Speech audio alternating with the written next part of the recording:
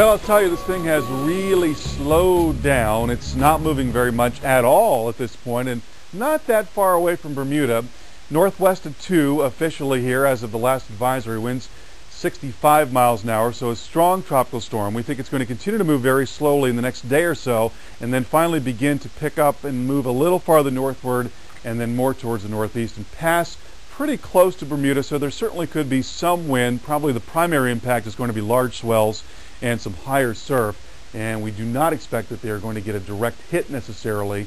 However, there certainly could be some impacts as it passes along towards the east. So here's where it's going again, initially towards the northwest, then more north, and then turning around here, and eventually we think more due east or even southeast. Isn't that wild? What a crazy storm this has been. You know, there have been some impacts along the U.S. coast, most notably in the form of rip currents, and in fact there were many rescues yesterday at Wrightsville Beach. They had 12 rip current rescues going on at one time, 27 altogether, and dozens of them reported here in the Outer Banks here around North Carolina and farther southward. So that's going to continue to be a threat as that water flows into the coast here, has to turn around at some point. When it turns around, you get a current that flows away from the coastline, and when you try to swim into that or through that, you can't get anywhere. You can swim all you want and not get any closer to the shore, and that's when people get panicky, and that's when they have to be rescued. So keep in mind, there are rip currents out there, especially here around Long Island, southeast Massachusetts, and from, say, Ocean City, Maryland, Rehoboth, right down into the Carolinas.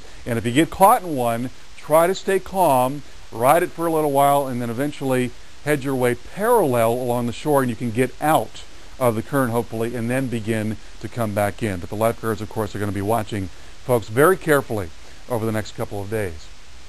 Hey, what's this? Look at this, an area of low pressure that is now just off the east coast here, almost due east of the southern tip of Virginia.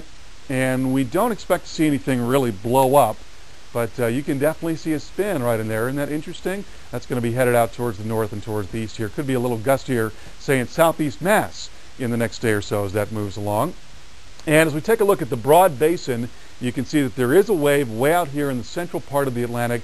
That certainly bears watching. Another one coming off the west coast of Africa, but nothing imminent, and we'll keep our eyes on it. And our last stop takes us to Tropical Storm Bertha. And sorry about the noise here in the satellite picture. There it is there. It's going to be moving away from the coast.